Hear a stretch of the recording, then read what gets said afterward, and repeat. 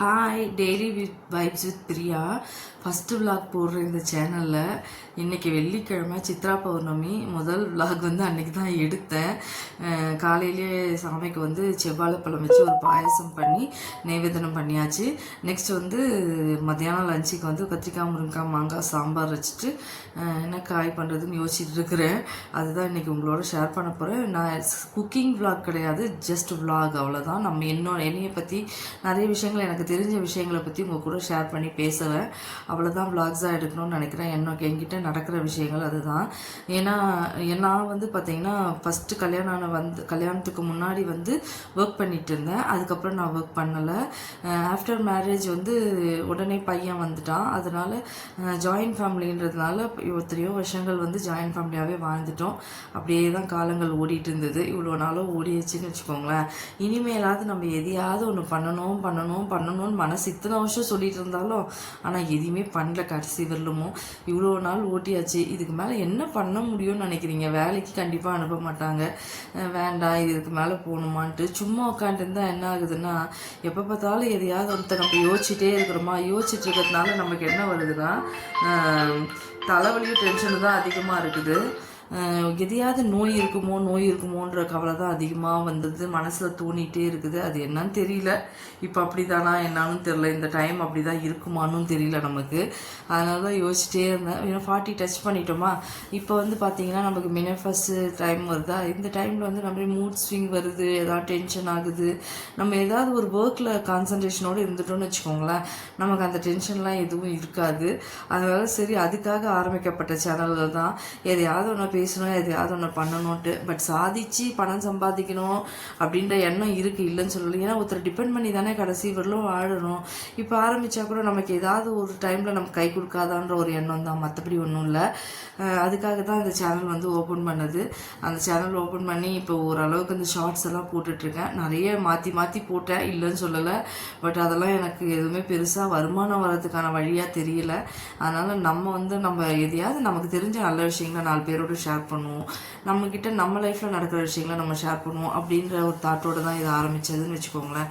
அதுக்காக ஆரம்பித்த ஒரு விஷயந்தான். எப்பயுமே லேடிஸ்கிட்ட வந்து பணம்னு நம்மக்கிட்ட இருக்கணும். ஒருத்தர்கிட்ட நம்ம டிபெண்ட் பண்ணியே கடைசி வரலும் வாழணும்.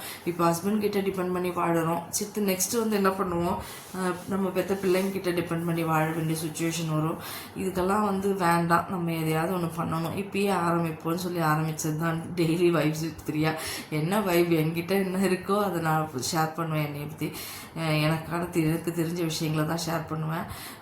என்ன வீட்டில் வந்து சுத்தம்னு வீட்டை சுத்தம் பண்ணிவிட்டு அதுலேயே வந்து மைண்டை ரொம்ப ஃபோக்கஸ் பண்ணிகிட்டே இருக்க மாதிரி தெரியுது. அதனால் அது ஒரு நோயாக தான் கன்வெர்ட் ஆகுது இல்லையா? இப்போல்லாம் பார்த்தீங்கன்னா, இப்போல்லாம் பொம்பளைங்க இந்த யூடியூப்பில் சாதிக்கிறாங்களா, அதெல்லாம் பார்க்க சொல்ல ரொம்ப ஆசையாக இருக்கும். எதையாவது நம்மளும் பண்ணணும்னு ஆசைப்படுவேன். நம்மளால் என்ன முடியும், குக்கிங் வீடியோ போடலாம், இல்லை விளாக் போடலாம். குக்கிங் வீடியோன்னு ஒரு சேனலும் வச்சுருக்கேன். அதில் ஒரு பக்கம் ஓடிட்டுருக்குன்னு, அதில் எதுவும் வருமானம்லாம் கிடையாது. இப்போ தான் ஜஸ்ட்டு ஆரம்பித்து ஓடிட்டுருக்குன்னு வச்சுக்கோங்களேன். எனக்கு ரொம்ப ஆசை, எதாவது பண்ணணுன்றதுக்காக தான் இதை ஆரம்பித்த விஷயத்தை ஓடிட்டுருக்கு. சமையல் ஓரளவுக்கு செய்ய தெரியும், ஓரளவுக்கு நல்லாவே பண்ணுவேன். பொம்பளை பிள்ளைங்களை பொறுத்தவரையிலும் பார்த்திங்கன்னா எதையாவது ஒன்று சாதிக்கணும், சும்மாலாம் இருந்துடக்கூடாது. அது கண்டிப்பாக. ஏன்னா நமக்கு தெரியும், எனக்கு வந்து எனக்கு வந்து நான் படித்த காலத்தில் கம்ப்யூட்டர்லாம் எதுவுமே கிடையாது இல்லை.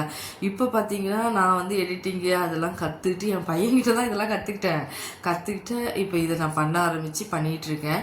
ஏதோ ஓடட்டும். எனக்கு தெரிஞ்சவரில் தாங்க எடிட் பண்ணுறேன்.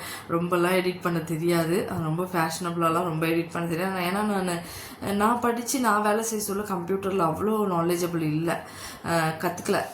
கம்ப்யூட்டர் கிளாஸ்லாம் போகலை. நான் படித்தது எல்லாமே வில்லேஜில் தான் படித்தது. அதனால் எனக்கு அந்தளவுக்கு நாலேஜ் இல்லை. இப்போ அதெல்லாம் நாலேஜபிள். என் பையன் கூட சேர்ந்து நிறைய விஷயங்களை தெரிஞ்சுக்கிட்டேன். அப்படி தெரிஞ்சுக்கிட்ட விஷயங்கள் தான்.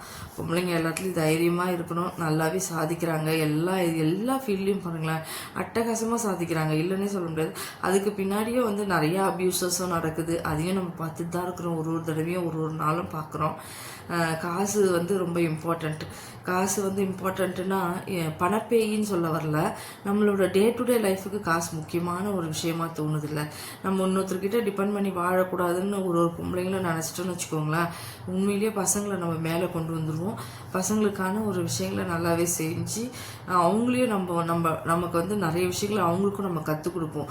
உண்மை அதுதாங்க. ஏன்னா நீங்கள் யோசிச்சு பாருங்கள், ஒரு ஒரு ஒரு லேடி வந்து ஒரு வீட்டு பொறுப்பை எடுத்து நடத்துகிறாங்கன்னு வச்சுக்கோங்களேன், அந்த வீடு உண்மையிலேயே ரொம்ப நல்லாயிருக்கும். அவங்க வந்து சீக்கிரமாகவே மேலே வருவாங்க. ஹஸ்பண்ட் வந்து நம்மக்கிட்ட ஷேர் பண்ணி நம்மக்கிட்ட கொடுத்து குடும்பம் பண்ணி எல்லா வீட்லேயும் அதெல்லாம் சாத்தியமே கிடையாது. எத்தனை வீட்டில் உங்களுக்கு வந்து ஹஸ்பண்ட்ஸ் வந்து கொடுக்குறாங்கன்னு நினைக்கிறீங்க? வாய்ப்பே இல்லை. எங்கள் வீட்லேயும் கொடுக்கலாம் மாட்டாங்க, கையிலலாம் காசு நம்ம கேட்டால் தருவாங்க, அவ்வளோதான்.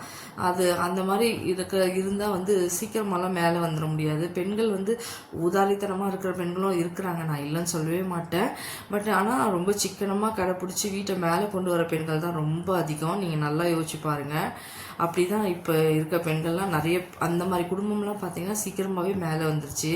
அவங்களாம் ரொம்ப நல்லாவே வாழ்கிறாங்க, இல்லைன்னு சொல்லவே முடியாது. நான் கண்ணெதிர்க்கவே பார்க்குறேன். நான் இருக்கிறது ஒரு அப்பார்ட்மெண்ட் தான். இங்கே எல்லாருமே ஏதாவது ஒரு சின்ன சின்ன பிஸ்னஸ் பண்ணுவாங்க. எனக்கும் அந்த மாதிரி எதாவது பண்ணணும்னு தோணி வந்தது தான் இது. இங்கே வந்து எதாவது குக்கிங் பண்ணி எதாவது சேல் பண்ணலாம் அப்பார்ட்மெண்ட்லன்னு யோசிச்சு பார்த்தேன். எனக்கு வந்து கொஞ்சம் ஹெல்த் இஷ்யூஸ் வேறு இருக்கா, அது பின்னாடி ஓடுற அளவுக்கு தெம்பு இல்லை.